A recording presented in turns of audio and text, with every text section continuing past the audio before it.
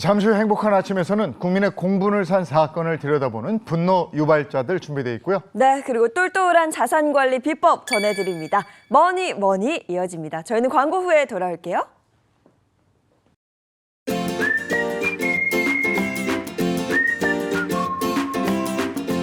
안녕하십니까. 행복한 아침 이재용입니다. 안녕하세요, 정예인입니다. 오늘은 9월 10일 화요일입니다.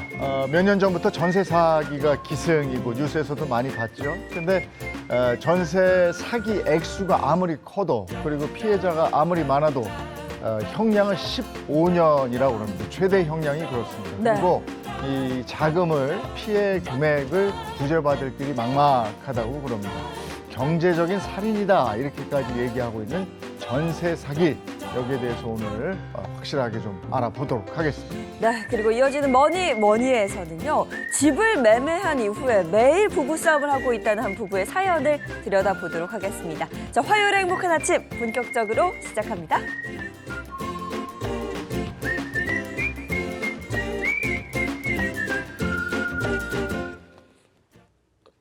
네, 화제 이슈를 발빠르게 전해드리는 모닝 브리핑부터 시작하겠습니다. 이고은 변호사와 함께합니다. 어서 오세요. 안녕하세요. 첫 번째 이슈부터 전해주시죠. 네, 첫 번째 이슈는요. 이 성매매 업체들로부터 의뢰를 받아서 전문적인 이용 후기를 올리는 사람을 소위 업계에서는 작가라고 부르고 있는데요. 그런데 업주들 사이에서 가장 이름 있는 작가로 알려진 일명 검은 부엉이가 범행 5년 만에 덜미가 잡혔다라는 소식입니다. 네, 검은 부엉이는 지식정보 사이트에 별도 등재가 돼 있을 정도로 유명하다고 하는데요. 어떤 범행을 저질렀는지 가장 먼저 좀 전해주시죠. 네, 이 검은 부엉이라고 불린 가해자 A씨 같은 경우에는 지난 2019년부터 올해 8월까지 무려 5년의 기간 동안 서울, 경기 성남 등 이 수도권에 있는 수백여 개의 업소에서 본인이 직접 성매매를 했고요. 자신이 성매매하는 영상을 직접 촬영해서 이 성매매 광고 사이트에 후기를 쓰는 대가로 이 업주로부터 금품을 받은 혐의를 받고 있습니다. 이 A씨는 이것도 전공을 잘 살렸다고 표현해야 되는지 모르겠는데 카메라 관련한 박사학위까지 수료한 것으로 나타났고요. 현재 광학렌즈 연구원으로 재직 중인 자입니다. 수백 수천만 원에 이 육박하는 카메라 렌즈와 이 전문가용 카메라 27대, 조명까지 갖추고 이러한 범행을 했다고 하는데요.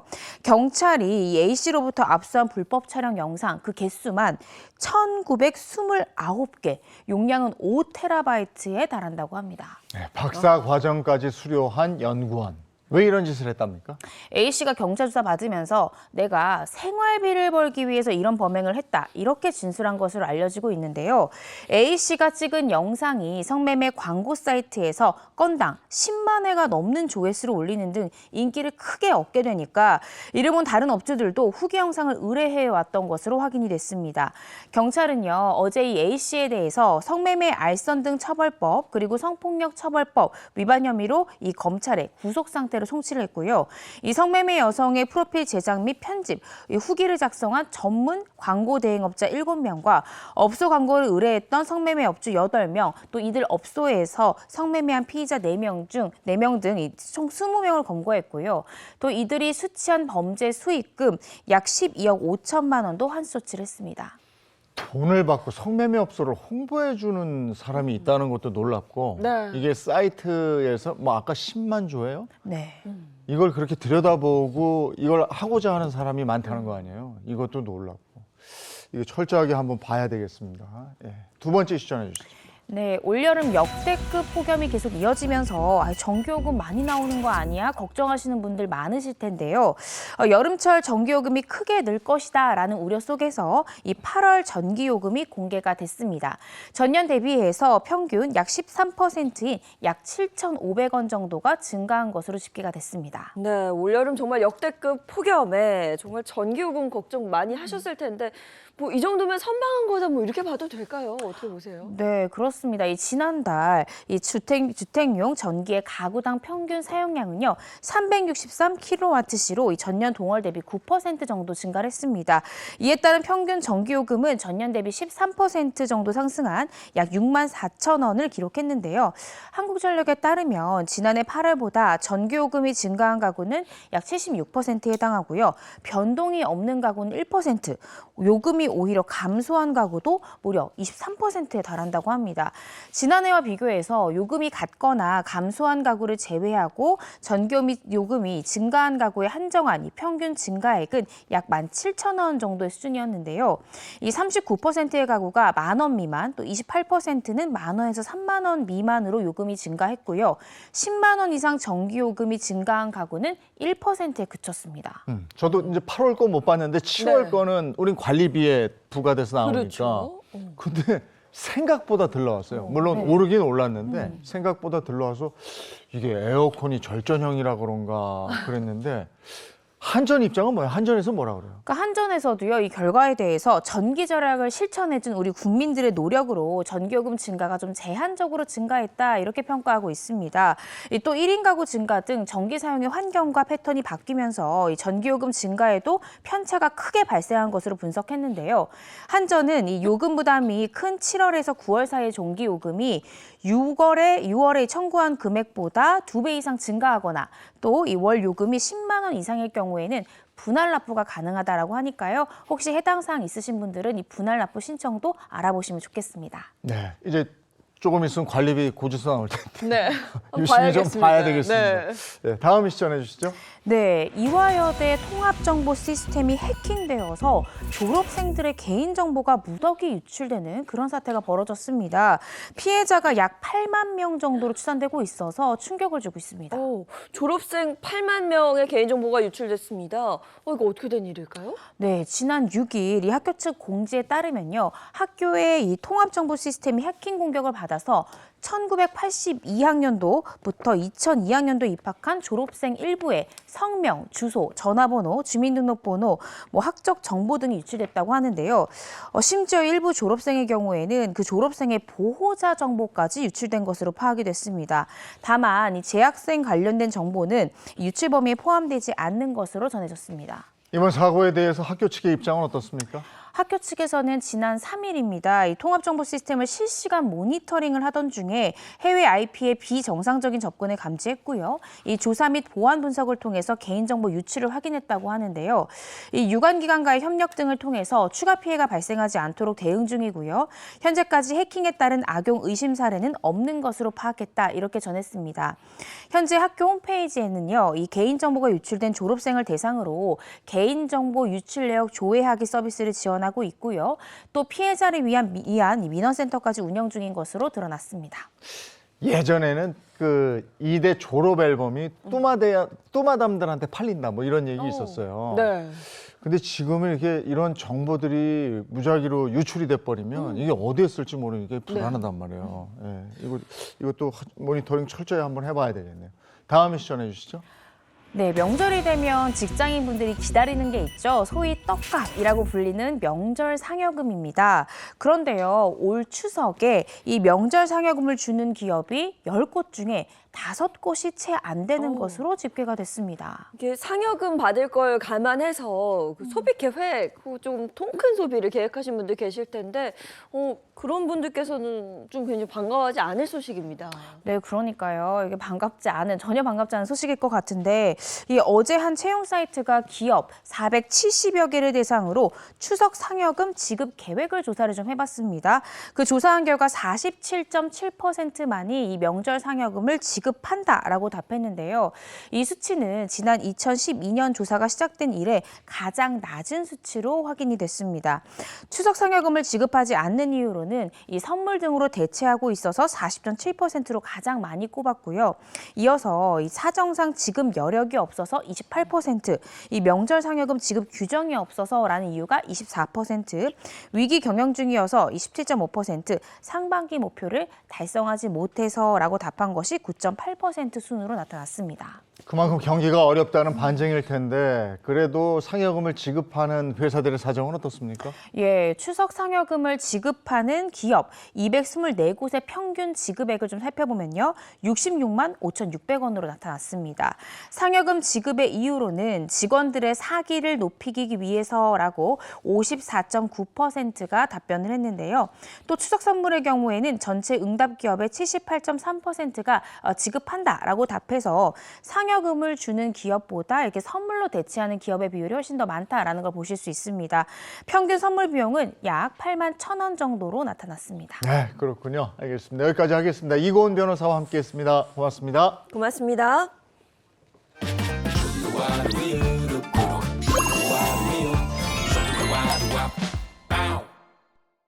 인천. 여러분이 느끼는 인천의 이미지는 어떻습니까? 예인 씨는 인천하면 뭐가 생각납니까? 저는 인천하면 뭐 차이나타운, 아. 뭐 자장면 이렇게 생각이 나요. 그러니까 그쪽을 통해서 다 이렇게 개화된 문물이 들어왔기 때문에 네. 제일 먼저 하는 게 인천이고 또 하나는 거기 이렇게 하고 딱 이러고 있는 동상 하나. 알죠? 네. 메가더 장군. 맞습니다. 네. 메가더 장군 인천 상륙작전을 승리를 이끌었는데 이게 벌써 74주년을 맞았다고 그럽니다. 그래서 인천에서 각종 다양한 행사가 진행된다고 그러는데 역사적 의미를 되새겨 볼 수 있는 그 뜨거운 현장 속으로 들어가 보겠습니다. 1950년 6월 25일 북한군의 기습 남침으로 시작된 6.25 전쟁은 남북을 합쳐 500만 명이 넘는 사상자를 낸 민족의 비극이었습니다. 북한의 기습 남침 후 한 달 만에 낙동강 지역을 제외한 한반도 전 지역을 빼앗긴 대한민국. 진퇴양난에 빠진 그때 국제연합군 최고사령관 더글러스 메가더 장군은 모두의 반대에도 불구하고 성공 확률 5,000분의 1의 인천 상륙작전을 계획. 마침내 9월 15일 북한군의 허리를 절단하여 섬멸한다는 목표하에 인천 상륙작전을 성공으로 이끌었습니다. 그리고 2024년 지금까지도 작전을 기념하고 참전국가의 유대를 강화하기 위해 기념관 설립은 물론 다채로운 행사를 진행하고 있는데요. 그렇다면 사람들은 인천 상륙작전에 대해 얼마나 알고 있을까요? 학교에서 역사 시간이나 또 영화를 통해서 알고 있었는데 아니 뭐 인천 상륙작전 하면 뭐 다글라스 메가더 아닙니까? 그 영웅이지 그 양반도. 저 영화로 그 인천 상륙작전 봐서 그거 때문에 그런가 좀 대충은 알고 있어요. 자유민주주의를 위한 고귀한 희생으로 위대한 승리를 이끈 인천 상륙작전. 그 역사적 가치를 재조명하고 의미를 되새기는 현장 속으로 함께 가봅니다. 네, 저는 인천 상륙작전의 역사적 의미를 기념하고 보존하기 위해 건립된 인천 상륙작전 기념관에 나와 있습니다. 오늘은 이곳에서 그날의 생생한 기록들을 살펴보는 시간을 가져보도록 하겠습니다. 가보실까요? 인천 상륙작전 하면 메가더 장군을 뺄 수가 없습니다. 그렇죠? 메가더 장군은 인천 상륙작전을 지휘했던 장군이기도 하고요. 세계적인 진지한 모습으로 해설가 선생님의 설명을 듣는 관람객들. 해설가 선생님의 설명과 함께 전시를 관람하니 마치 그날의 뜨거웠던 역사 속으로 들어와 있는 것만 같았습니다. 여기서는 어떤 내용을 확인할 수 있는 걸까요? 네, 여기는 인천 상륙작전을 최초 이제 계획하고 이렇게 했던 곳을 이제 사진으로 전시한 곳이긴 한데요. 제1 전시관에서는 인천 상륙작전의 전반적인 상황을 들여다볼 수 있습니다. 인천 상륙작전 우리 영화를 보셨죠, 그죠? 자, 메가더 장군은 미군 그 육군사관학교의 수석 졸업생에다가 정말 승승장구했던 이런 장군이었죠. 작전에 대한 상세한 계획을 한눈에 볼 수 있는 전시관을 둘러보며 해설을 하나라도 놓칠세라 집중해서 듣는 모습인데요. 오늘 또 이렇게 해설사님의 설명을 자세히 들어보니까 소감이 어떤지도 궁금해요. 어제 사실 바닷가를 낮에도 가고 밤에도 갔는데 되게 조수간만의 차가 크다는 것을 딱 느꼈는데 인천 상륙작전에도 영향을 줬던 점이 좀 흥미로웠던 것 같아요. 그러니까 대충 어떤 내막은 잘 알고 있었는데 이제 세부적인 어떤 내용들, 그러니까 정확히 언제 이런 일이 있었고 언제 이런 일을 했다 이런 것을 더 자세히 알게 되었던 것 같습니다. 메가더 장군님이 나이가 70살이셨다는 게 되게 새로웠는데요. 이 인천 상륙 작전이 성공할 확률이 5,000분의 1이라고 했는데 그 확률을 뚫고 실행시킬 수 있었던 거는 그 연세로 나오는 네, 그런 것 때문에 결심을 하고 실행해서 성공시킬 수 있지 않으셨나 하는 마음이 들어서 그런 점이 되게 대단하게 느껴졌던 것 같습니다. 제2 전시실은 인천 상륙작전에 대한 구체적인 이야기와 더불어 작전을 성공적으로 이끈 더글러스 메가더 장군에 대한 다양한 내용이 전시되어 있는데요. 특히 당시 상황을 실감나게 표현한 디오라마가 눈길을 끌었습니다. 와, 이렇게 보면은 진짜 여러 척의 배가 보이잖아요. 이때 당시 작전을 수행하기 위해 7만 5천여 명의 병력과 261대의 함선이 투입됐다고 합니다. 진짜 어마어마하지 않나요? 여기서 끝이 아닙니다. 전시관 옆 영상실에서는 당시 인천 상륙작전 실황을 알 수 있는 교육용 영상을 볼 수 있었는데요. 해설사님의 설명이 더해지니 더욱 유익하더라고요. 포인트 캘리포니아는 뭐예요? 지명을 그냥 이렇게 적어놨다 그러더라고요. 지점마다. 네. 정말 실감나죠? 아, 너무 멋있어요. 그 영상 보시니까 어떠세요? 이게 실제로 그때 당시에 현장 영상들이 막 나왔잖아요. 그러다 보니까 더 생동감도 느껴지고 이 인천이라는 지역이 가지고 있는 역사적 의미가 진짜 크구나를 다시 한번 느꼈습니다. 이렇게 정말 많은 전시까지 봤는데 이게 전시가 전부 끝인가요? 지금 여기에서 야외 전시가 또 돼 있거든요. 인천 상륙작전 당시 실제 사용했던 다양한 대형 장비를 한눈에 볼 수 있는 야외 전시장도 꼭 둘러봐야 할 곳인데요. 작전의 핵심적인 역할을 했던 수륙 양용 장갑차는 물론 각종 해상 작전에 없어서는 안 될 혁혁한 공을 세운 함포, 유도탄 등 다양한 장비들이 그 위엄을 드러내고 있었습니다. 오늘 이렇게 가족 단위로 오셨는데 와보니까 소감이 어떤가요? 우선 아이들보다도 저도 좀 감회가 새로운 것 같아요.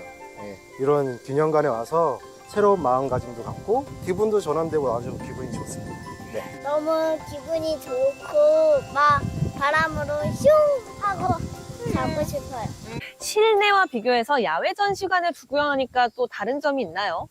아무래도 큰 전시물들이 있다 보니까 좀 더 크기도 크고 해서 기분이 좀 더 크고 실제 전쟁에 했었던 이 건물들, 이런 물건들 보니까 진짜 실감도 더 나는 것 같아요. 여기서 뭐가 제일 멋있었어요? 미사일이요. 미사일이요. 친구는요? 나는요. 탱크가 너무 멋있어요.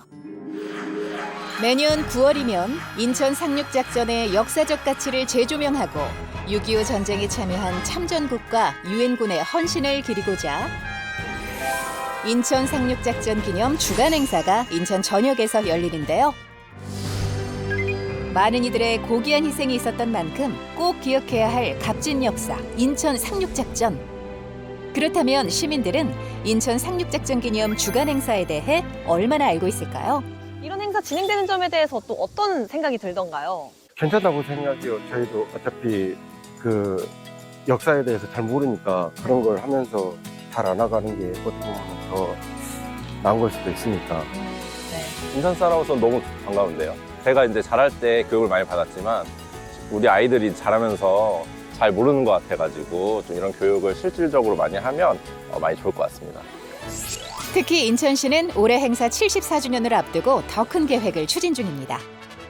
인천 상륙작전이 없었더라면 오늘의 자유 대한민국은 존재하지 않았다. 이 위대한 역사를 제대로 재조명해서 우리 국민들이 이해하고 더 큰 미래로 나아가기 위한 사업을 전개하는 것은 필요합니다.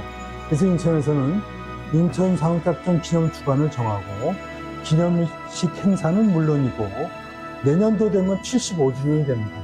그래서 당시에 참전했던 8개국 정상이나 관계자들, 참전 용사들을 추천하면서 이것을 세계적인 전쟁과 관련한 기념비적인 그런 역사로 인식되도록 할 계획을 갖고 있습니다. 자유민주주의가 승리한 자랑스러운 역사이자 모두가 기억해야 할 소중한 자산, 인천 상륙작전. 자유와 평화, 화합의 존엄한 가치를 세계에 알리고 계승시킬 수 있도록 우리의 힘찬 발걸음은 앞으로도 계속될 것입니다.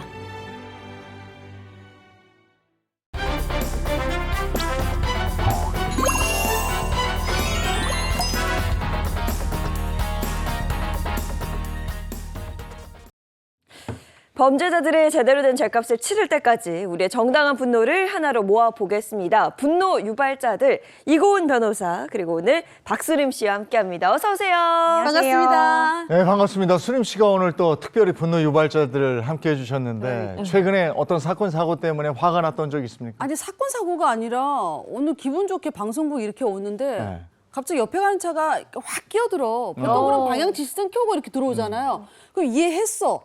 근데 미안하다고 이렇게 또 한번 눌러줘야 되잖아요. 깜빡. 그것도 없어. 요즘 갱년기 때문에 열나고 막 갑자기 화가 확 오르는데 참아야지. 행복한 아침 출연하는데 참아야지. 이러면서 왔어요. 근데 오늘은 좀 분노하셔도 돼요. 분노 유발자들이니까 그 분노 그대로 오늘 또 한번 기대를 해보겠습니다. 네.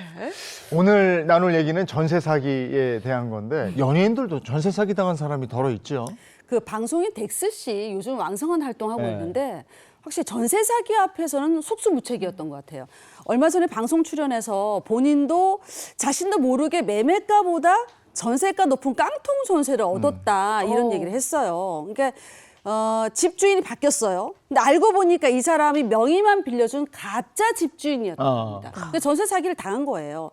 배우 김광규 씨 또한 2010년에 전세 사기를 당했는데 진짜 11년 동안 번 돈 1억 1,000만 원 다 날렸다고 이런 얘기를 하는 걸 보니까 이거 남의 얘기가 아니구나. 누구도 다 당할 수 있는 일이구나 이런 생각에 속상하더라고요.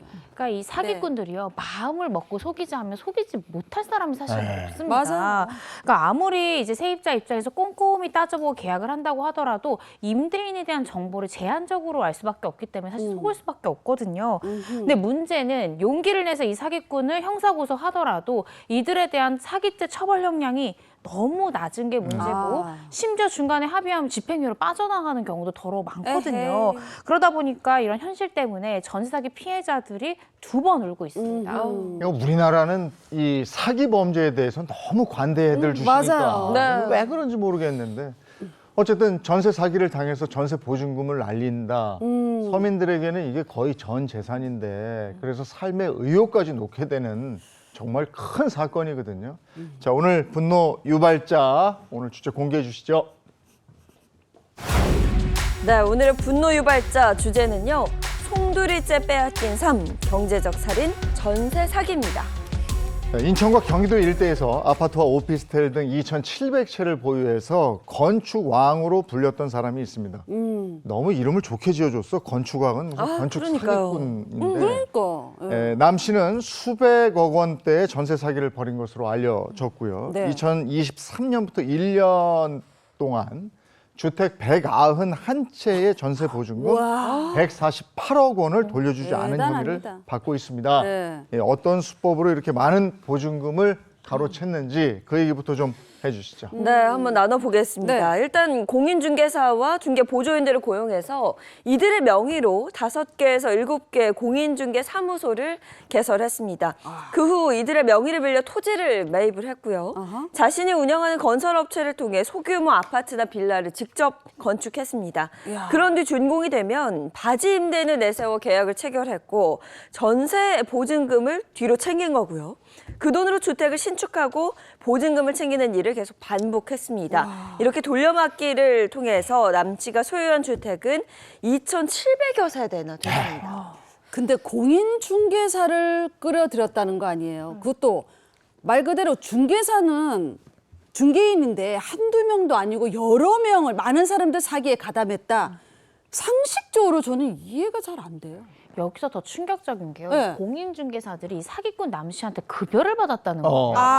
거기다가 실적에 좋으면 성과금까지 받았다고 하니까 정말 가관이다. 말이 안 된다는 생각이 듭니다. 세입자들이 누굴 믿어요? 공인중개사. 공인중개사 믿고 거래를 하는 거잖아. 이거 뒤통수 맞은 거잖아. 정직하게 일해서 돈을 벌어야지 왜 이런 데다 머리를 써서 돈을 그렇게 이렇게 사기를 치고 이러면 안 되지.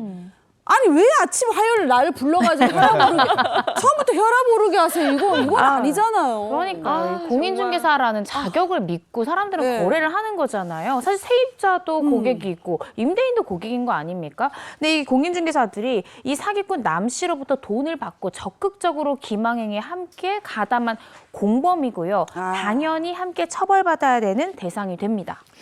보증금 받아가지고 새 집 마련하여서 네. 또 이제 집 한 채 늘리고 네. 그걸 또 보증금해서 또 이래가지고 또 늘리고. 계속 돌려막기 했는데 그래서 전세 세입자가 나간다고 할 때 빼줄 돈이 없으니까 이게 경매로 넘어가면 경매 그대로 넘어가서 세입자들이 피해를 고스란히 보고 이런 일이 되풀이됐다는 거 아니에요? 맞습니다. 그러니까 세입자들이 1순위로 돈을 받을 수 있는 그런 장치가 좀 없었던 것 맞아요. 같고요. 그리고 그 서류상의 위험한 부분들 사실 표시가 되어 있잖아요. 뭐 근저당이나 체납 같은 거요. 네. 근데 공인중개사를 자기가 고용을 해서 공인중개사 사무실까지 열었잖아요. 정말 조직적 범행인데 그렇다 보니까 이 공인중개사를 믿고 세입자들은 거래하죠. 세입자가 딱 오면 이 남 씨가 고용한 공인중개사가 야, 여기 임대인 재력가다. 돈이 많다 이러면서 이 임대인의 부에 대해서 굉장히 과시를 하고 세입자한테 믿게 만듭니다.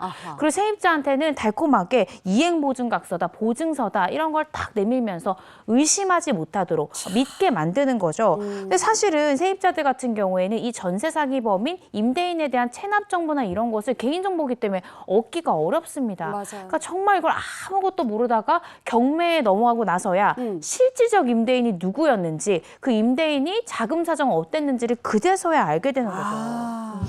정말 감쪽같이 속아가지고 거기서 그런 얘기 하잖아요. 이거 저 탄탄한 물건입니까? 이 사람이 집만 2,000채입니다. 그래, 그렇게 믿게 된다니까. 엄청난 재력가예요. 이거 뭐 한 채 가지고 뭐 그렇지. 그리고 이거 넘어가면은 그냥 가지시면 되는 거예요. 어머머머. 이런 식으로 한다고. 그러면 넘어가죠. 이게 얼마나 이게 속고 난 다음에는 원망스럽고 눈앞이 깜깜하겠고 나를 원망한다고 나를. 맞아요, 맞아요. 그래서 속은 피해자들 중에서 네. 4명이 숨졌어요. 어떻게? 그러니까 이게 경제적 살인이거든요. 사실은 정말 그 피해자들 4분이 극단적인 선택을 했는데 한 분씩 살펴보도록 하겠습니다. 이 지난 2월에 이 숨진 채 발견된 30대 남성 A 씨는 보증금 7천만 원을 돌려받지 못했습니다. 그리고 지난 4월에 숨진 20대 남성은 보증금 9천만 원 중에 3,400만 원만 돌려받을 수 있었던 것으로 알려졌고요. 이 세 번째 피해자는 9천만 원 중에 한 푼도 돌려받지 못했는데 더 충격적인 거는 이 피해자가 사는 아파트 60세대가 통째로 경매에 넘어갔다라고 합니다. 그리고 네 번째 희생자인 40대 남성은 차 안에서 숨진 채 발견이 됐는데요. 이 경매로 넘어간 아파트 보증금 6,200만 원 중에 2,700만 원만 변제가 가능한 상황이었다고 합니다. 진짜 목숨보다 귀한 건 없어요. 근데 얼마나 절박하면 얼마나 진짜 벼랑 끝에 서 있다고 생각해봐요. 그러니까 이런 극단적인 선택을 할 수밖에 없었던 것 같아요. 얼마나 절망적이었으면. 네. 그래서 이에 대해 전세 사기 그 피해자들의 대표는요. 계속 경매가 진행되면서 이 쫓겨나는 세대가 늘고 있기 때문에 다른 피해자들이 피가 마른다며 일단 경매를 중지시켜 주시고 정말 필요한 게 무엇인지 이야기를 좀 들어달라고 호소하기도 했습니다. 네. 뭐 사기를 당한 상황이에요. 엄연히 사기 피해를 당했는데 이 경매에 넘어가는 걸 막을 수 있는 그 방법이 없었나 봐요. 그러니까 현실적으로 막을 수 있는 방법이 없습니다. 근데 그리고 이 사건은 결국에는 이 형사 사건화가 됐고요. 남 씨가 끈질긴 추적 끝에 검거가 됐습니다. 네. 그런데 이 사기꾼 남 씨 정말 뻔뻔한 게요. 어떻게 해요? 자기 때문에 수많은 피해자들이 발생한 상황 속에서도 기자가 이렇게 물었어요. 네. 앞으로 세입자들의 보증금 어떻게 변제할 거냐, 변제할 계획이 있냐 이렇게 물었어요. 네네. 그랬더니 묵묵부답으로 아무런 대답도 안 했고요. 답답해. 심지어는 재판 도중에 피해자들에게 희망을 잃지 마시라 라면서 유체이탈식 화법까지 구사하기까지 했습니다. 뭔 말이에요 그게. 피해를 입힌 게 자기잖아요. 근데 희망을 잃지 말라. 이건 무슨 병 주고 약 주고잖아 이거. 놀리는 것도 아니고 그런 말이 어딨어요. 아니 자기가 그 죄 없는 사람들 희망 다 사가놓고는 희망을 잃지 마십시오. 이게 말이 안 되잖아요. 그러니까요. 본인 때문에 4명의 무고한 피해자들이 숨지기까지 했는데 정말 양심이 있는 사람인지 정말 의문이 듭니다. 결국 1심 재판부는요. 이 건축왕 남모 씨에게 사기죄로 법정 최고형인 징역 15년형을 선고했고요. 공범 9명에 대해서도 징역 4년에서 13년을 선고했습니다. 아이고. 재판부는 특히 이 사기죄 형량을 높이는 이 법 개정이 필요하다 이렇게 직접 언급하기까지 했는데요. 사기죄 같은 경우에 10년 이하의 징역, 즉 최대가 10년입니다. 그런데 이제 피해자가 다수일 경우에는 경합범 가중이라고 해서 그 형에서 정한 것을 2분의 1까지 가중할 수 있기 때문에 최대 사기죄 형량 15년이다 이렇게 보시면 됩니다. 그러니까 100억대로 사기를 쳐도 내가 148억 원을 편취해서 가져도 형량이 15년이 15년이다. 최대치다. 그러면 내가 잘못한 것에 비해, 가해자가 잘못한 것에 비해서 과연 이게 맞는 형량인가라는 맞아요. 의문이 수위가 듭니다. 네. 이 사기가 원인이 돼서 비관해서 목숨을 잃었잖아요. 네 명이. 그럼요. 아니 나는 전에도 한번 얘기했지만 이러면은 이 사기가 원인이 돼서 사람이 죽었으면 살인죄를 적용해야 되는 게 아닌가. 그래요. 네. 저는 그 생각인데 어쨌든 형량 15년, 최고의 형벌을 다 줬다 이건데 이 범죄에 대해서 너무 우리가 법감정이 너무 관대한 처벌이다 이렇게 되는 거 그렇죠, 아니에요? 맞아요. 그래서 지금 저희가 보기에도 이게 말이 되나 이런 생각이 드는데 피해자 역시 마찬가지입니다. 남 씨의 형량이 너무 낮다면서 일단 모두에게 범죄 단체 조직죄를 적용해야 한다고 주장했는데요. 전세 사기 피해자들의 이야기를 한번 들어보시죠. 네. 피해자들의 전 재산을 빼앗고 삶의 기본권인 주거권을 흔들어 놓은 이 가해자들에 대한 판결이 고작해야 15년입니다. 범죄 단체 조직죄를 적용시켜 달라 피해자들이 그렇게 목놓아 외쳤어요. 이 범죄 조직 단체 이거 조직죄, 범죄 단체 조직죄 이 죄를 적용하게 되면 형량이 많이 무거워져요. 어느 정도 돼요? 일단 형법 114조에 규정이 네. 되어 있는데요. 이 사형 무기징역 또는 장기 4년 이상의 징역에 해당하는 범죄를 목적으로 이 단체나 조직을 만들거나 또 구성원으로서 활동할 경우에는 그 형에서 정한 이 형에서 그 해당 목적에 정한 죄의 형량으로 처벌받을 수 있습니다. 근데 여기에 맹점이 있는 게 주범 같은 경우에 그 형량이 늘어나는 게 아니라요. 네. 단순 가담자도 이 조직죄가 적용이 되면 이 주범만큼 형량이 높아진다. 이런 개념으로 생각하시면 될 것 같습니다. 이게 이제 조폭 같은 거죠. 네. 범죄 단체를 단체. 조직해서 네. 조직으로 움직이는 건데 네. 이것도 지금 부동산 업자들하고 짜고 조직적으로 움직였잖아요. 맞아요. 근데 저 피해자분 말이 맞는 거 아닌가. 그리고 아까도 제가 거듭 얘기하지만 이런 사기로 사람이 죽었으면 저는 살인죄를 적용해야 된다 이렇게 생각하고요. 148억 원 외에도 추가로 305억 원대의 사기 피해가 밝혀져서 이 재판은 또 별도로 진행 중이라는 거고 이것만 해도 450억 원대의 사기예요. 엄청나요. 엄청나죠. 액수가. 네. 그런데 올 6월에 밝혀진 내용에 따르면 이 건축왕이라는 자가 80억 원대의 사기로 또 기소가 됐다고 합니다. 네, 추가 기소된 내용을 좀 보시면요. 남 씨 등이 인천에서 빌라나 소형 아파트 세입자 102명으로부터 전세 보증금 83억 원을 받아 가로챈 혐의입니다. 앞서 먼저 기소된 전세 사기 피해액이 453억 원을 더하면 남 씨 일당의 전체 혐의 액수는 536억 원으로 늘어나는 거고요. 또 금융기관에서 부동산 담보대출금 1억 5천만 원을 받아 가로챈 혐의도 추가됐습니다. 이 사람들 대체 얼마나 더 사기를 치려고 했던 거예요? 진짜 이건 우리 그거 있잖아요. 술 먹고 나서 불어라고 더더더더 하잖아요. 네. 더더더더 무거운 벌을 가해야 돼 이거. 벌 받아야 돼. 15년 이거 너무 짧아요. 맞아요. 이래 안 돼. 뭐 저희가 생각할 때 15년도 너무 약하잖아요. 네. 1심에서 이 남 씨에 대해서 징역 15년이 선고됐는데 정말 기가 막힌 것은 이 사기꾼 남 씨가요. 이것도 무겁다면서 네? 낮춰달라, 감형을 해달라는 취지로 항소를 했습니다. 아니, 자기 때문에 사람이 죽었는데. 모자란 게 있다고 항소를 해. 항소를. 이거 괘씸죄 추가합시다 우리. 그러니까 제가 괘씸죄 들어가야 돼. 괘씸죄. 그러니까요. 이제 제가 판사라면 저 괘씸죄라도 적용을 하고 싶은데 검찰에서도요 맞항소를 했습니다. 네. 검찰 의견이 이랬어요. 공범의 형량이 너무 약하다. 1심의 형량 너무 약하기 때문에 우리 검찰도 그걸 받아들일 수 없다라면서 검찰도 맞항소를 했습니다.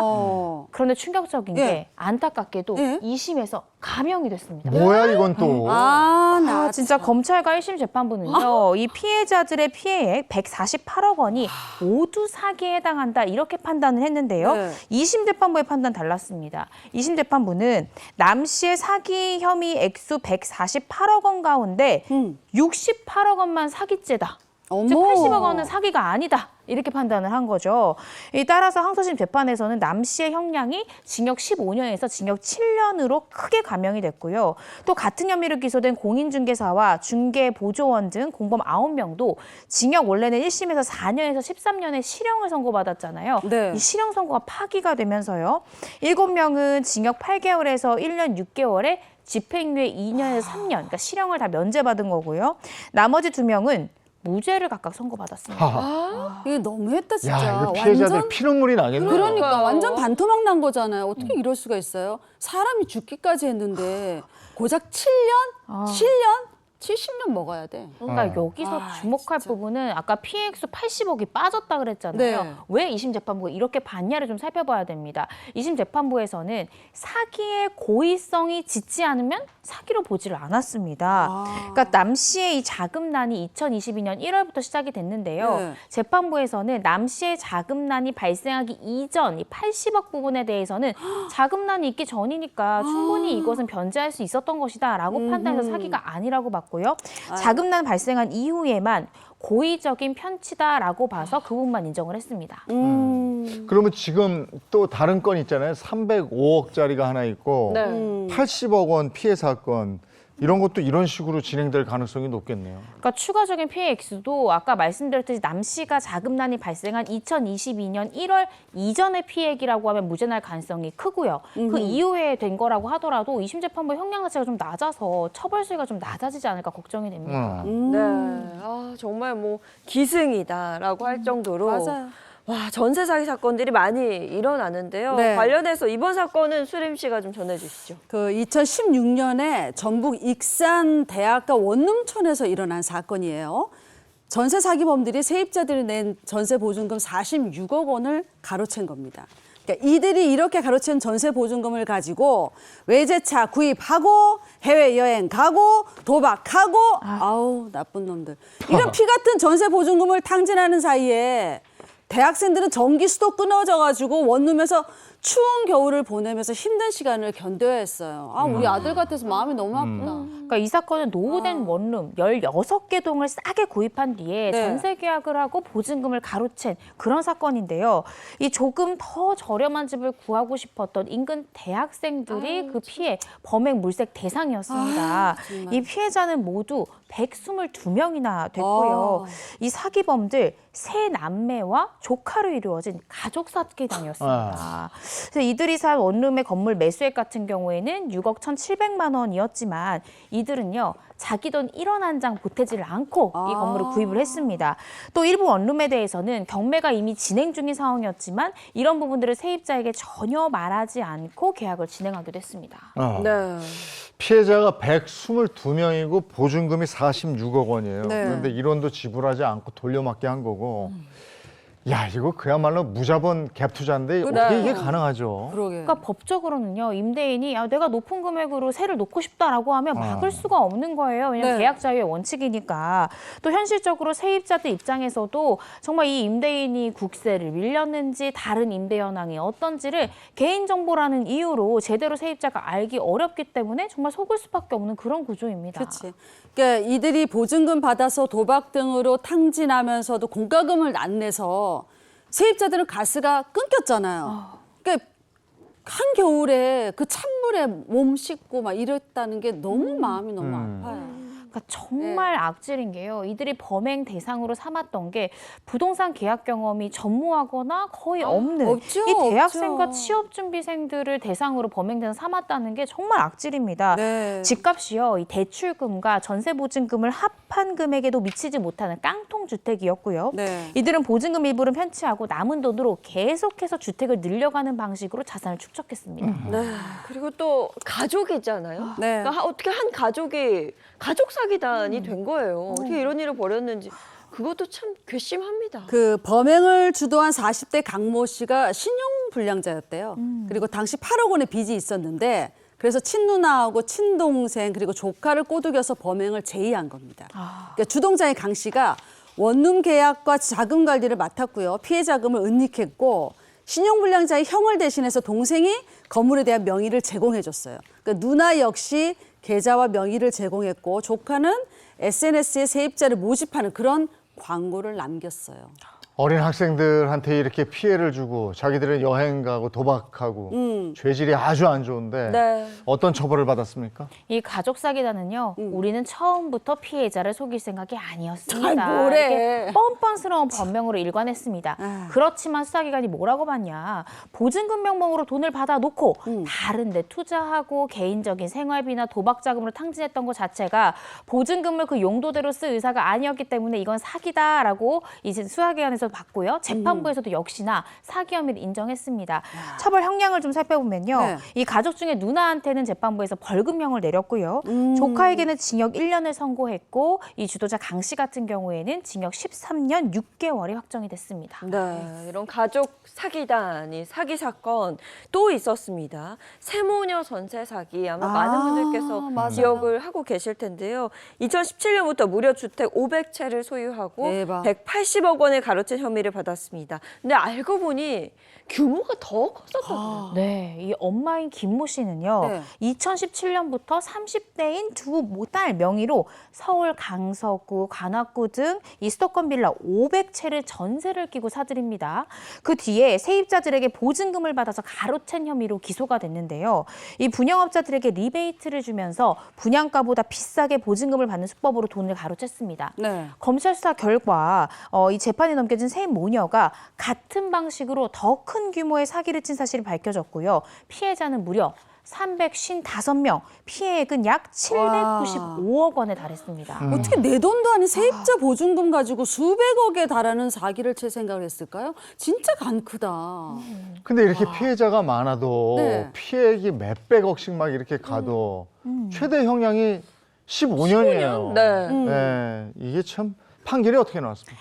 일단 어머니가 혐의를 부인하는 바람에 재판 2년이나 받았습니다. 재판부에서는 분양업자에게 리베이트를 주면서 분양가보다 높은 보증금을 받은 것 사기가 맞다라고 판단을 했고요.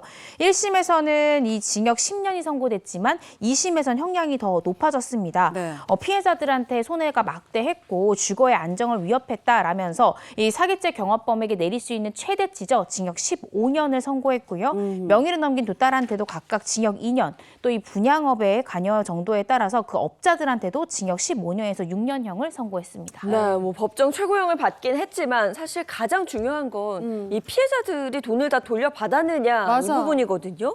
피해 회복이 됐나요? 어떻게 됐나요? 피해자들에 대한 피해 구제가 제대로 이루어지지 않았습니다. 그러니까. 이 피해자들이 돈을 돌려받으려면 또다시 변호사를 선임해서 민사소송해야 되는데 네. 소송에서 이긴다 한들 이 가해자들이 이미 본인 명의 재산을 다 빼돌려서 맞아. 강제 집행할 재산이 없어서요. 정말 판결문 종이 한 장만 받게 되고 피해 회복을 제대로 받는 피해자들이 정말 없습니다. 정말 당한 사람만 억울한 거예요. 속이 터져 진짜. 이 법 좀 고쳐야 될 것 같아요. 네. 네. 전세 사기 이게 아까 얘기한 네. 그 범죄단체 구성해서 네. 하는 이거 좀 이렇게 못합니까 이렇게? 검찰에서도요, 이 범죄단체 조직죄를 적용하겠다. 이게 적용돼야 범죄 수익을 환수 조치를 할 수 있거든요. 이 환수 조치를 더 철저히 하겠다라고 밝혔고요. 근데 문제가 아까 말씀드렸듯이 국가에서 환수 조치를 한들 가해자 명의의 재산이 없으면 국가도 맞아. 환수할 수 있는 게 맞아. 없다라는 게 큰 문제입니다. 또 전세 사기의 최고형이 15년형이다 보니까 이거 너무 솜방망이 처벌 아니냐라는 지적들도 계속되고 있고요. 사기죄 형량 자체가 2011년 이후에 14년 동안 개정이 이루어지지 않다 보니까 처벌 수위가 너무 낮다라고 봤습니다. 그래서 대법원 양형위원회는 지난 4월 이 사기죄 양형기준 수정안 등을 심의했고요. 지난 8월에 이 사기범죄 양형기준 수정안을 내놨습니다. 그래서 형량이 좀 상향이 됐습니까? 네, 형량 상향이 됐습니다. 아우. 이 조직적 사기 범죄를 저질러서 네. 50억 원에서 300억 원 미만의 경우 혹은 일반 사기로 300억 원 이상을 가로챈 경우에는 최대 무기징역까지 오. 선고할 수 있도록 형량 대폭 네. 늘렸고요. 또 사기 금액이 300억 원 이상인 조직적 사기 범행에 대해서는 네. 최소 11년부터 시작하고 아하. 최대 무기징역까지 처벌할 수 있도록 규정이 이제 변경이 됩니다. 다만 이러한 변화는요. 아직까지 잠정안이기 때문에 최종 의견 전까지 세부 내용이 바뀔 가능성은 있고요. 내년 3월에 공청회에서 이 새로운 기준을 최종 의결할 예정이라고 하는데요. 저는 모쪼록 이 형량 자체가 굉장히 높아져야 되고 실제 선고 형량도 대폭 높아져야만 그래요. 이런 전세 사기범 없어진다라는 생각이 듭니다. 네, 형량 확실히 높아져서 저희가 더 이상 뭐 뉴스를 통해서도 이런 이야기 전해드리지 않았으면 하는 생각이 듭니다. 그래요. 자, 서민들 울리는 전세 사기에 대해서 함께 좀 분노해봤습니다. 이고은 변호사 오늘도 좋은 말씀 고맙습니다.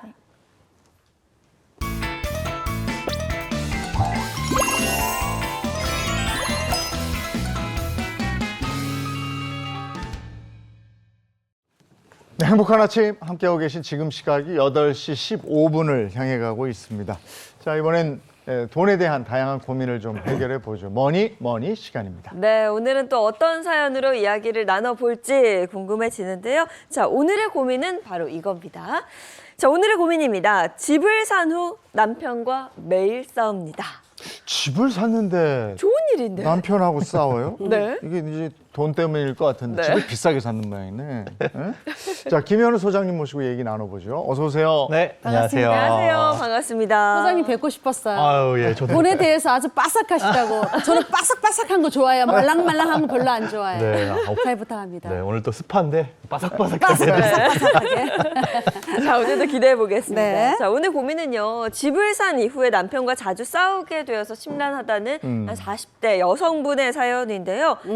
집 때문에 싸운다? 뭐 어떤 의미가 있을까요? 제가 보기엔 뭐 집을 샀는데 집값이 떨어졌어. 네. 그러니까 이거를 팔자니 손해 볼 것 같고 네. 계속 갖고 가자니 집값이 더 떨어질 것 같아. 예. 이것 때문에 옥신각신 부부는 보통 싸워요. 의견이 달라지면 그렇지. 싸우죠. 우리 집 얘기는 아니에요. 사실 집 때문에 요즘에 뭐 싸우시는 분들 다양한 이유가 있습니다. 네네. 뭐 각자 이제 맞벌이 하시는 경우에는 직장을 두고 야 어디다 집을 사야 되냐 이거 가지고 갈등이 생기기도 하고요. 네. 또 뭐 면적이나 층수 이게 또 부부간의 의견이 다를 수도 있고요. 맞아요. 집을 산다고 결정을 했을 때 그럼 대출을 얼마나 받을 것이냐 정말 이제 무수히 많은 걸로 의견이 달라질 수가 있는데 네. 오늘 사연 같은 경우에는 집을 살 것이냐 말 것이냐를 두고 두 부부의 의견이 달랐기 때문에 일어난 갈등입니다. 어디에 사느냐부터 시작해서 네. 요 몇 년 사이에는 타이밍이 중요했습니다. 맞아요. 네. 네. 이제 그런 게 또 있었는 모양인데 자, 구체적인 사연 한번 들어가 볼까요? 네, 들어가 보겠습니다. 대체 이 부부는 왜 싸우는지 사연 꽁트로 한번 자세히 만나보겠습니다. 안녕하세요. 돈 때문에 매일 싸우는 부부입니다. 아, 그게 뭐 대수냐고요? 싫다는 남편을 설득해서 집을 산 결과가 하우스 푸어기 때문이죠. 애들은 커가고 안정감을 찾고 싶어서 2년 전에 신용대출까지 연끌해서 집을 샀지만 생활이 나아지지 않았습니다. 아, 또 김치찌개냐? 이거 어제도 먹었던 거 아니야? 아, 애도 아니고 이렇게 반찬 투정이야. 아니, 많이 끓여놨어. 그냥 먹어요. 아이고, 오늘도 회사에서 김치찜 먹었는데 나 진짜 집에 와서 좀 이게 뭐냐? 이게 집이 꼬라지 마라. 이거 엉망이야 아주 집이. 뭐라지? 내가 무슨 노는 사람이야? 애 뒤치다거리하고 내가 얼마나 바쁜데 뭐 집에서 얼마나 바쁜데. 아유, 혈압올라 진짜. 그건 그렇고 예인이 얘가 재능이 좀 많네. 학원 하나 더 등록해야 돼. 바이올린 학원 가고 싶어. 학원은 무슨 놈의 학원이야? 네가 좀 가르쳐. 넌 뭐하냐 집에서? 어? 다달이 마이너스가 얼마야 우리가? 괜히 큰 집으로 이사 와가지고 아이고 정말. 1절만 해, 1절만. 아니 남들 다 산다고 그러니까 우르르 몰려가서 사고 이 1절만. 분수를 1절만 하라고 아이고, 진짜. 정말. 아유. 어우 진짜. 다정했던 남편은 요즘 말만 하면 짜증이고요. 부부 사이는 점점 멀어져만 갑니다. 저도 매달 구멍나는 가계부 보면서 밤에 잠 오지 않아요. 가장 가슴 아픈 건 아이입니다. 엄마 나 수박 먹고 싶어. 우리 수박 사자, 수박. 한여름도 아닌데 뭔 수박. 얼마인데 수박이 4만 원. 무슨 가자 그냥 가자. 그냥 엄마 나 수박 사줘. 수박 한 통 사면 처치곤란이야. 저걸 다 어떻게 누가 다 먹어. 집에 가서 그냥 엄마가 시원하게 미숫가루 타줄게. 수박 사줘. 정말. 아니 말은 이렇게 했지만 먹고 싶다는 걸 못 사주니 말 그대로 정말 현타가 왔습니다. 학원 줄이고 먹는 거 줄이고 허리띠 졸라매며 살다 보니까 뭘 위한 내 집인지 모르겠더라고요. 불화의 화근인 집을 팔까도 생각했지만 직장과 아이 학교 문제가 걸려 있다 보니까 쉽지 않습니다. 이거 어떻게 해야 될까요? 해결할 방법이 없을까요? 집 한 채 탁 사면 다 뭔가 안정적이고 그쵸. 맞아요. 생활도 더 나아지고 서로 좋은 얘기 많이 할 줄 알았는데 현실은 그와 반대입니다. 뭐 누구나 뭐 내 집 마련에 대한 꿈은 다 가지고 있을 텐데 그 꿈을 실현시키기 위해서 이 사연자분은 보니까 좀 무리를 하신 것 같아요. 그러니까 아내가 혼자 결정 내린 거 아니고 같이 의논해서 결정 내린 거고 매사 그렇게 화를 낸다니까 이거 그러면 진작에 아내를 설득하셨어야지. 이제 와서 아내 탓하고 아내한테 화내고 이거 남편이 잘못했어요. 이러면 안 돼. 이런 경우가 이제 집에 들어가 사는 게 아니고 집을 이고 산다. 맞아. 네. 하우스 푸어가 됐다. 그러니까 집은 있는데 집 때문에 가난한 사람들을 얘기하는 거잖아요. 네, 그렇습니다. 이게 2010년 초반에 굉장히 사회적으로 문제가 크게 됐었죠. 그런데 그때 이 하우스 푸어와 지금은 양상이 조금 다릅니다. 예, 당시에는 LTV나 DSR 같은 규제가 지금과 같지 않았거든요. 네. 훨씬 더 쉽게 대출을 받아서 집을 살 수 있었는데 과하게 대출을 받았다가 금리가 오르고 집값은 떨어지고 그러다 보니 집을 팔려고 내놨는데도 집이 안 팔리고 결국 맞아. 대출이자나 원금을 못 갚아가지고 은행 이제 경매로 집이 넘어가게 되고 이런 분들이 과거 형태의 하우스푸어였는데 네. 최근에는 사실 대출 규제가 강력하다 보니까 이게 무리해서 빚을 내서 집을 산다고 하더라도 금리가 올라도 과거 같은 양상의 하우스푸어는 그렇게 쉽게 눈에 띄지가 않습니다. 다만 이제 소득이 줄어들거나 네. 지출이 증가하게 됐을 경우에는 감당이 안 돼서 좀 상황이 달라질 수 있는데요. 이 아내분 같은 경우에도 이제 아무래도 집값이 많이 올랐던 2022년 정도에 집을 구입하셨는데 네. 그 이후에 가계 상황이 달라지면서 어려움을 겪게 되신 걸로 보입니다. 네, 그런데 좀 궁금해요. 하우스 푸어라는 게 물론 뭐 대출금을 갚아야 해서 좀 상황이 어렵다까지는 알겠는데 정확하게 내가 하우스 푸어인지 아닌지를 알 수 있는 그런 기준이라는 게 있을까요? 있어요. 있어요. 우리 시청자 여러분들도 한번 판단을 해보시기 바랍니다. 저희가 몇 가지 제안을 드릴 텐데 한번 체크해 보세요. 네. 하우스 푸어인가요? 라는 질문을 저희가 드리면서 하나하나 한번 체크를 해보도록 하겠습니다. 네, 이 질문 제가 한번 드려보겠습니다. 첫 번째 질문입니다.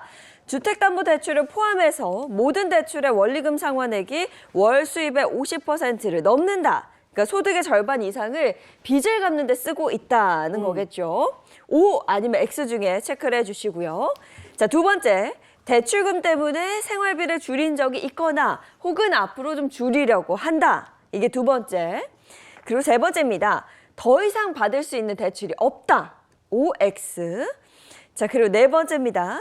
지금 집을 팔면 대출금을 제외하고 남은 돈이 집을 살 때 가지고 있었던 돈보다 마이너스인지 OX 체크해 주시고요. 자, 다섯 번째로 최근 가장 큰 골칫거리가 주택담보대출인지 맞다면 O, 틀리면 X 대답을 해주시면 됩니다. 이렇게 모두 5가지 질문이에요.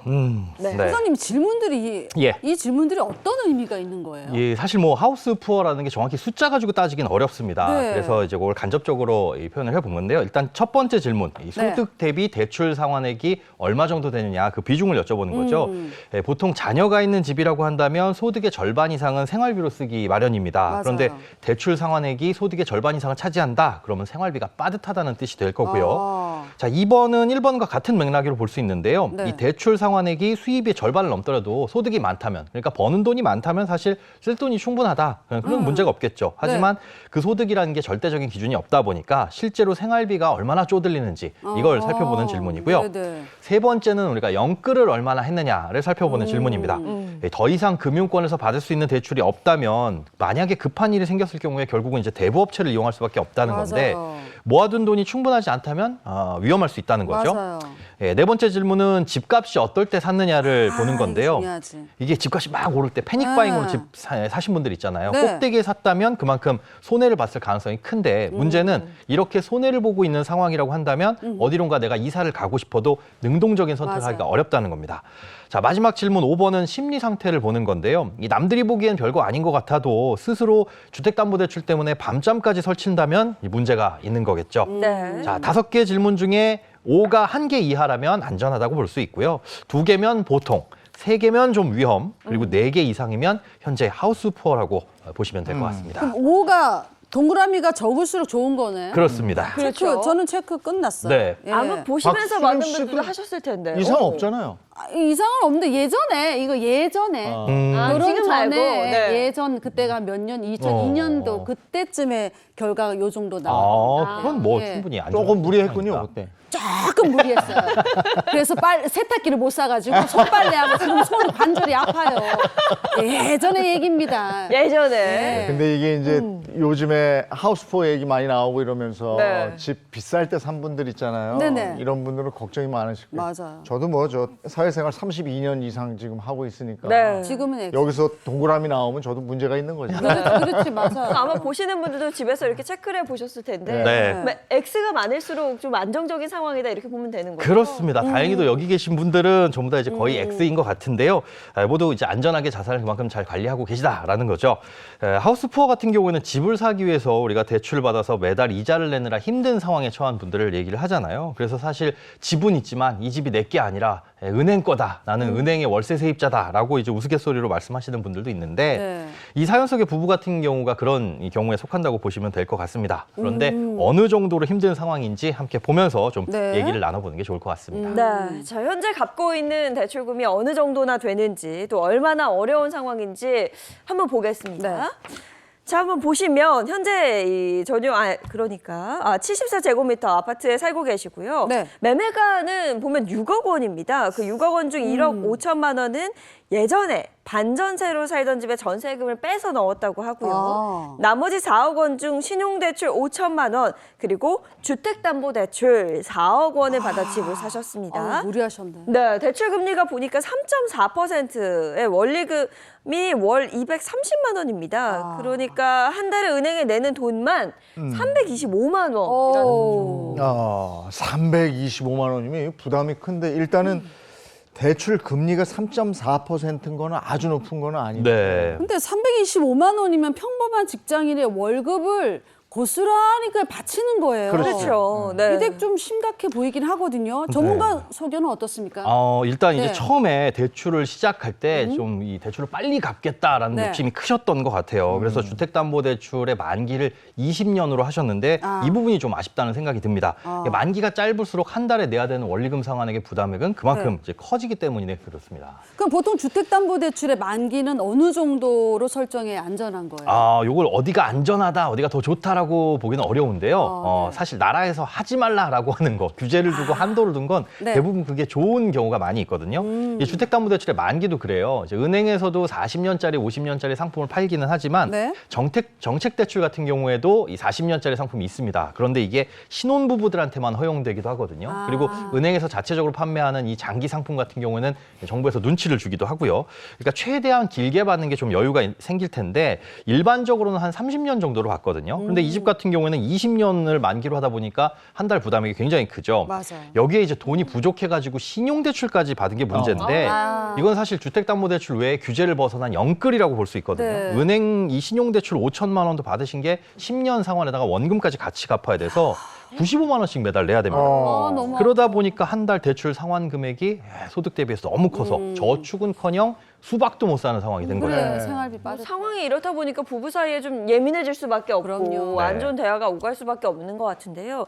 자 그렇다면 이 가정은 한 달에 어느 정도나 쓰고 사는지 생활비 내역을 한번 보도록 하겠습니다. 수입과 지출 상황 보겠습니다. 터울이 큰 남매를 이 부부가 키우고 있습니다. 네. 4인 가족이고요. 월 수입은 총 500만 원입니다. 남편이 400만 원 수입이고 아내는 지금 육아휴직을 하고 계신 것 같아요. 네. 육아휴직 전에는 250만 원의 수입이 있었지만 지금은 그 육휴 수당만 받고 있기 때문에 월 100만 원. 자 그렇게 두 분이 합쳐서 500만 원의 수입이 있는 상황이고요. 월 지출은 250만 원에서 280만 원.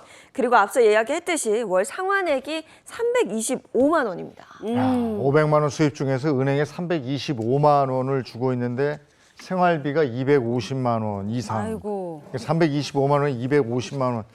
575만 원. 이게 지출이 저 수입을 훨씬 넘어서는 이런 단계네요. 그렇죠. 맞습니다. 쉽게 얘기해서 적자죠. 그래서 최소한 월 75만 원 이상은 마이너스 적자를 보고 있는 상황이고요. 이렇게 구멍난 생활비를 메우기 위해서 그동안 갖고 있던 보험 해약하고 생활비 줄이고 거기서 나온 해약 환급금 그렇죠. 쓰면서 생활을 하고 있는 중으로 보이고 있습니다. 처음에 집 살 때는 그러니까 맞벌이 기준으로 대출 상환금하고 생활비를 짰던 거예요. 네, 그렇죠. 근데 예상치 못한 갑자기 둘째가 나타나는 거예요. 네. 그럼 아내가 일을 못하는 상황이 되잖아요. 그렇죠.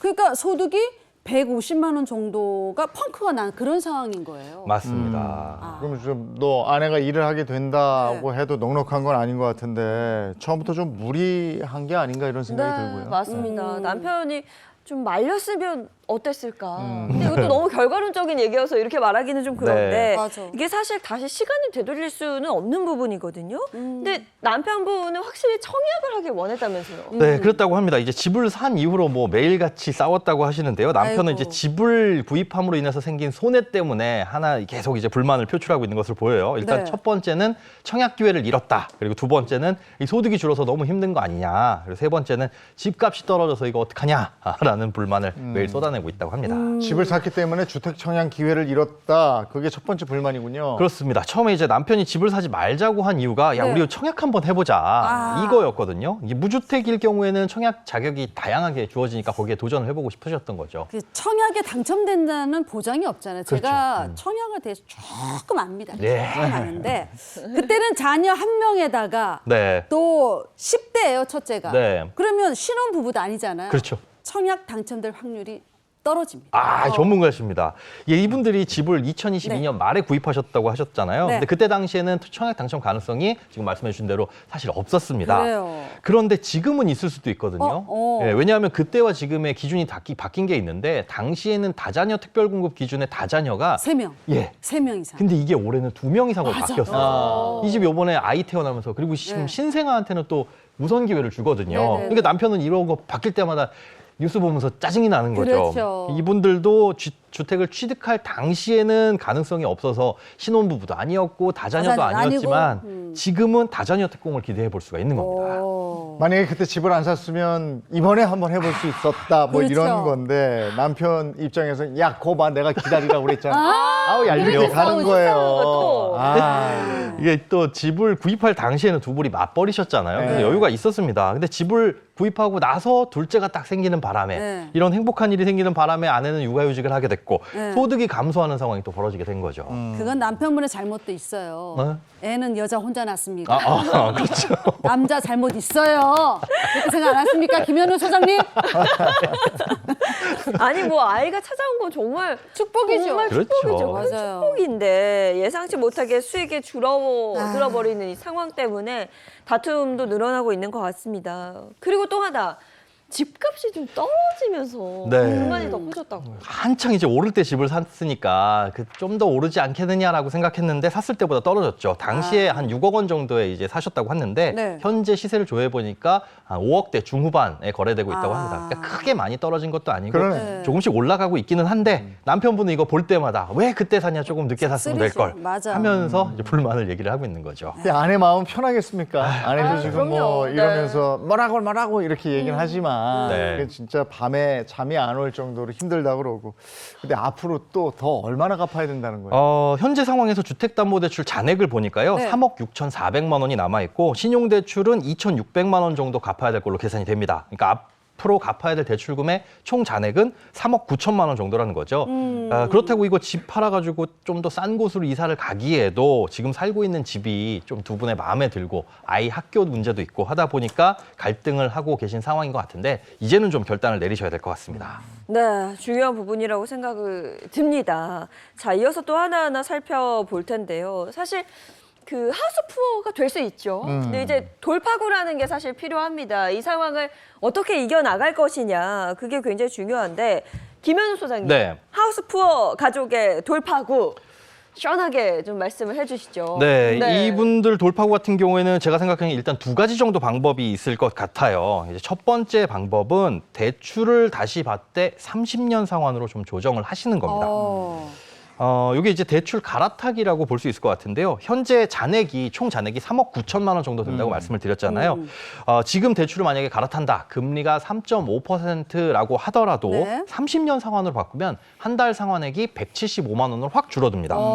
그렇게 되면 한 달 소득 500만 원 중에서 네. 이 175만 원 빼고 나머지 325만 원의 여유가 생기는 거죠. 네. 그러니까 이분들 처음에 집 샀을 때 여유 금액하고 똑같거든요. 이렇게 해서 일단 여윳돈으로 돈 좀 모으고 아내가 복직하시면 그 다음에 숨통이 좀 트이지 않을까 그렇게 생각이 됩니다. 야, 이거 하셔야 되겠네. 30년으로 바꾸는 거. 네. 괜찮네요. 하셔야 네. 되고. 이게 첫 번째 방법이라고 그러셨으니까 두 번째 방법은? 네, 두 번째 방법은 현재 집은 전세를 주고 네. 그다음에 이 집은 이제 월세로 이사를 가는 겁니다. 현재 집값이 떨어져서 5억 원 중후반대라고 하셨는데요. 네. 다행히 최근 아파트 전세 수요는 계속 늘어나고 있고 이 집 같은 경우에도 전세 수요는 충분하다고 합니다. 그래서 시세를 알아봤더니 전세는 약 4억 초중반대에 형성이 돼 있다고 하는데요. 그렇다고 한다면 4억 2천만 원의 전세를 주고 3억 9천만 원 대출을 갚고 나머지 이 3천만 원으로 월세를 가는 거죠. 3천만 원에 월세 100만 원인 곳으로만 가더라도 한 달에 내던 원리금 325만 원이 월세 100만 원으로 바뀌는 효과가 있는 겁니다. 그럼 이 두 가지 방법 중에 이 부부에게 더 이득이 되는 건 뭘까요? 일단 뭐 월세로 가게 네. 된다면 이게 훨씬 더 여윳돈이 늘어나게 되니까 이분 같은 경우에는 좀 여유 상황이 생기는 게 이제 월세로 이사를 가시는 건데요. 월세로. 근데 문제는 이 가족분들이 현재 거주하고 있는 이 집을 마음에 들어 하고 계시다는 거잖아요. 아하. 이사 최대한 안 가고 싶다. 네. 그러니까 이걸 유지하는 방향으로 좀 지켜드리려고 한다면은 대출 갈아타기를 하시는 게 좀 나을 것 같다. 이 대출 만기를 최대한 길게 그리고 신용대출도 이제 주택담보대출로 합쳐가지고 30년 만기로 상환을 하시게 되면 네. 한 달 원리금 상환액은 175만 원을 줄어드니까 그만큼 여유가 또 생기고요. 그다음에 최근에 나온 신생아 특례 대출이라고도 있습니다. 이분들 지금 아이 태어난 지 2년 미만이니까 네. 여기에 해당된다면 훨씬 더 싼 금리로 대출을 받을 수가 있으니까 원리금 상환액은 더 줄어들 수도 있겠죠. 네, 그렇다면 지금까지 나눈 이야기를 바탕으로 맞춤 솔루션은 어떻게 됐을지 결과 한번 보겠습니다. 보여주시죠. 네, 현재 대출은 신용대출 5천만 원, 주택담보대출 4억 원 기준, 신용대출은 금리 4.5%로 5년 분할 상환이고요. 한 달에 95만 원씩 상환을 하고 있습니다. 주택담보대출의 경우에는 금리 3.4% 기준 20년 상환으로 매달 약 230만 원씩 상환을 하고 있죠. 자, 그래서 월 75만 원의 적자가 계속해서 나오고 있는 상황인데요. 대출 갈아타기를 이용해서 신용대출을 주담대로 통합, 그리고 20년 상환을 30년 상환으로 바꾸면 잔금 3.9억 원 기준 금리 3.5%를 적용하면 매달 약 175만 원을 상환하면 되는 상황이에요. 그러면 월 325만 원의 여유가 생깁니다. 이렇게 되면 여유롭지는 못해도 숨통이 좀 트일 것 같아요. 그럼 애 수박도 사줄 수 있고 부부싸움 좀 덜 하겠고. 잘 됐네요. 그리고 슬슬 아내가 또 복직하면 네. 수입이 또 느니까 그럼요. 그때 되면 조금 더 여유가 생길 것 같고 그렇잖아요. 이 아내분의 입장에서는 우리 가족이 잘 되자고 그냥 한 선택인데 결과가 이렇게 돼버렸으니까 누구보다 화가 나고 속상한 건 아내일 거예요. 그렇죠. 그렇죠. 그 소장님 이렇게 결론을 내주셨으니까 조금이라도 부담 덜하는 쪽으로 선택을 잘 하셔서 좀 잘 사셨으면 좋겠습니다. 네, 또 사실 그렇습니다. 뭐 모두가 내 미래를 다 정확하게 예측을 할 수 있다면 다 부자가 될 수 있는 거예요. 당연하죠. 근데 상황이 그렇지 않잖아요. 뭐 특히 집값이나 대출 금리 같은 건 정말 우리가 예상하기가 너무 힘들어졌습니다. 그럼요. 이건 우리가 어떻게 할 수 있는 부분은 아닌데요. 네. 하지만 이제 자녀 출산 계획이라든가 뭐 이직, 휴직 같은 거는 어느 정도는 우리가 계획하고 예상을 할 수가 있잖아요. 네. 그러니까 갑작스럽게 자녀가 생길 가능성이 있다, 자녀를 갖고 싶다라고 한다면 네. 그에 맞춘 뭐 비상금을 조금 더 확보한다거나 어떤 다른 대비책을 마련해 두는 것이 좋겠죠. 그리고 이 부부가 가장 이제 실수한 건 대출을 받을 때 우리 원금 빨리 갚자라는 생각에 이 주택담보대출 만기를 너무 짧게 하신 건데요. 아하. 빚이 아무리 싫다고 해도 주택담보대출은 이렇게 무리해서 갚으실 필요는 없습니다. 이제 화폐 가치는 점점 떨어지기도 하니까 네. 일단 뭐 갚은 빚은 또 깔고 앉은 이 자산이 되는 거잖아요. 그러니까 최대한 길게 해놓고 나중에 여유가 생겼을 때 그때 상환을 하시는 게 좋을 것 같습니다. 네. 이 타이밍을 잘 맞추지 못해서 또는 내가 잘 몰라서 실수할 수 있어요. 그게 과거 일이잖아요. 근데 과거 일을 들춰내서 자꾸 원망만 하면 답이 없어요. 맞아요. 그러면 건강까지 이러고 어떡하려고 그럽니까? 네. 대책을 세워야죠. 그리고 미래로 가야 됩니다. 오늘 도움 말씀 주셔서 고맙습니다. 네, 고맙습니다. 네, 이어서 날씨 한번 알아보겠습니다. 여전히 한낮은 늦더위가 기승을 부리고 있는데요. 마지연 기상캐스터 나와주세요. 네, 상암동입니다. 어제 유독 덥지 않으셨나요? 어제 서울의 낮 기온 34.1도로 역대 9월 기온 2위를 기록했고요. 간밤에는 서울에 다시 열대야도 나타났습니다. 고기압의 영향으로 맑은 가운데 햇볕이 더해지고 있습니다. 게다가 동풍까지 불어들고 있는데요. 폭염특보는 전국으로 확대됐고요. 일부 수도권에서는 폭염주의보가 경보로 강화됐습니다. 네, 한낮에 서울은 34도, 청주는 35도로 무덥겠습니다. 기온은 마치 8월처럼 높겠지만 그나마 습도는 조금 덜해서요. 그늘 아래서는 잠시 더위를 피할 수 있겠습니다. 제주는 내일까지 80mm가 넘는 비가 내립니다. 시간당 30mm씩 세차게 오는 곳도 있겠고요. 오늘 바람도 차차 강해지겠습니다. 네, 밤사이 내륙에는 안개가 짙게 깔렸습니다. 가시거리 200m 밑으로 좁아진 곳도 있으니까요. 출근길 안전운전 하셔야겠습니다. 네, 내일은 막바지 폭염의 절정이 되겠습니다. 서울의 낮 기온도 무려 35도까지 오를 텐데요. 늦더위는 목요일에 비가 오며 한풀 꺾이겠습니다. 지금까지 날씨 전해드렸습니다.